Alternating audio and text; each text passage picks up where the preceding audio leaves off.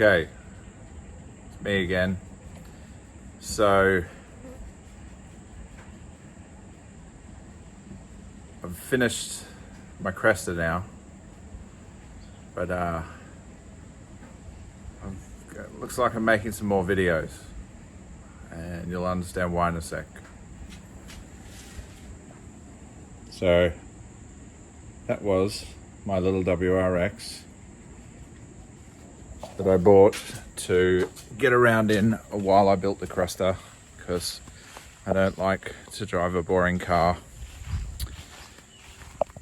But a couple of days before it was finished, the Cresta,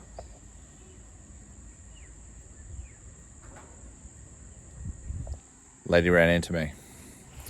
So what I've got to do now is, I'll see if you can, there's the Cresta there. So what I've got to do now is change the engine from this car into a new shell. So I've bought a new shell. It's a 99 2000. This little car is 1995. So I'll show you this little guy. So there he is there. And I haven't received the new car yet, but I was just looking, and it looks like it's got a bug-eye engine in it. So an EJ205, but not the 205 that comes in the 99 2000 car. I'm still learning about these things, so if I get something wrong, don't shoot me. So yeah, bug-eye engine.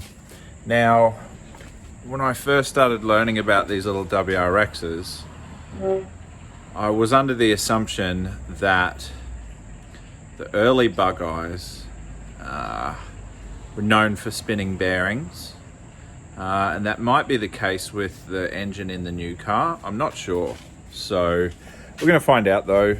I don't even know if it's got a spun bearing. The gentleman I'm buying it off said that his mechanic said it had a gudgeon pin come loose, is what the sound sounds like.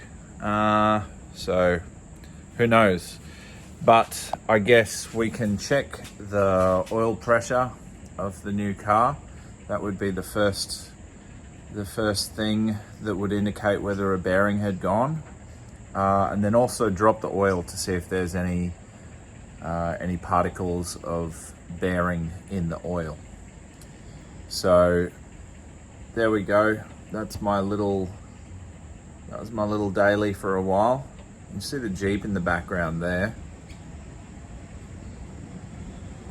That car's all right, but it uses tons of fuel. So in fact, it's a good car. It's quite powerful. It almost tries to kill you every time it rains, but yeah, I don't know whether you want to see, but I got these carbon doodads here. This is actually it. So this is a 95. It's got a 99 2000 bonnet. It's got 99 2000 grille, but what somebody's done is they've cut the grille out just here to suit the older headlights, because this grille used to have a sharp edge along there, and the newer headlights are quite pointy in there. So the new car that's coming has got some kind of aftermarket headlights. Aren't the greatest thing in the world.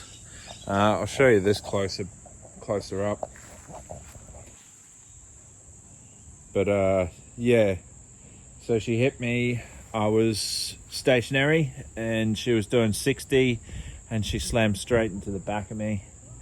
Now I think these are STI tail lights, or at least from what I can find, the same headlights are STI.